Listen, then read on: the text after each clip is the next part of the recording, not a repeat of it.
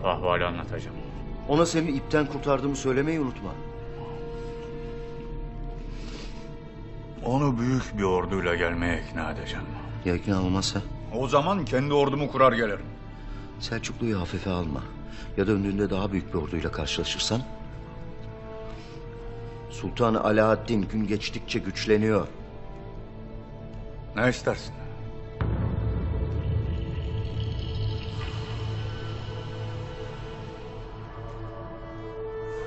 Anadolu'nun yeni sultanı ben olacağım. Sen de bana yardım edeceksin. Vakti geldiğinde senden ve Ögeday'dan bir ordu isterim.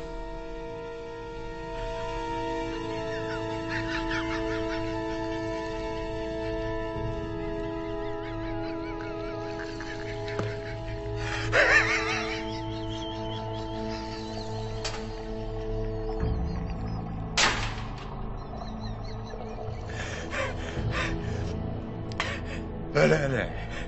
Senden hükümdar ha. Senden hükümdar olursa vay halimize.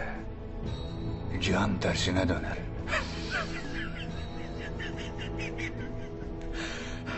Ciddiyetini yitirmen o ya. Bozulma Saadettin, bozulma. Ögeday'ın ordusu yanında olacaktır.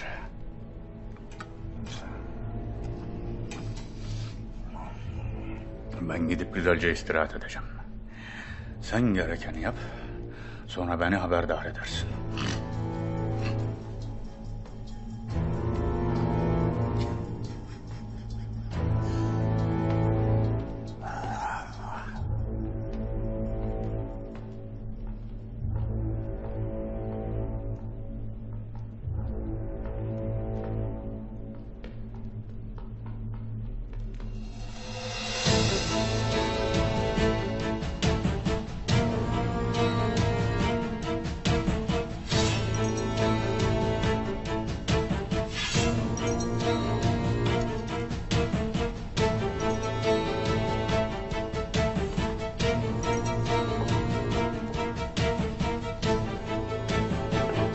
Bizans hududu büyük bir buhran içinde kaynar.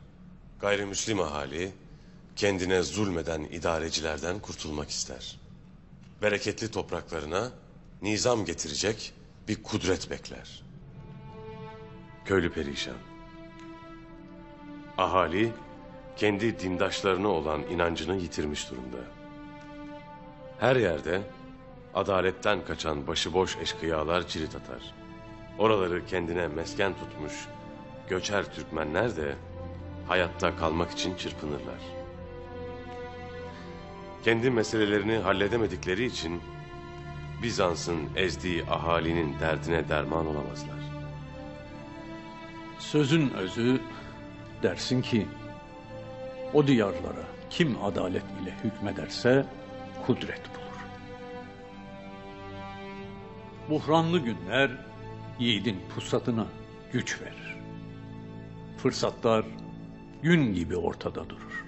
Lakin kimse dönüp bakmaz. Kim ki bakar abat olur. Lakin obamı oralara taşımak epey meşakkatli olacaktır. Eğer obamı oraya taşırsam göçer Türkmenlerin, şehirli ahalinin ve Bizans'ın en büyük düşmanı olurum. Doğrudur. Rızık az, boğaz çok olunca cenkte yaman olur. Evlat, mesele sadece kayının meselesi değildir. Anadolu ve alemi İslam gerçek düşmanını görmek yerine birbirine kılıç çalar. Bizans bir yanda, Moğol diğer yanda.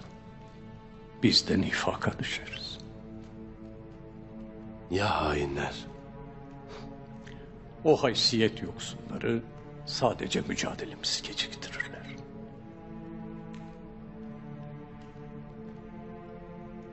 Peki siz kimsiniz?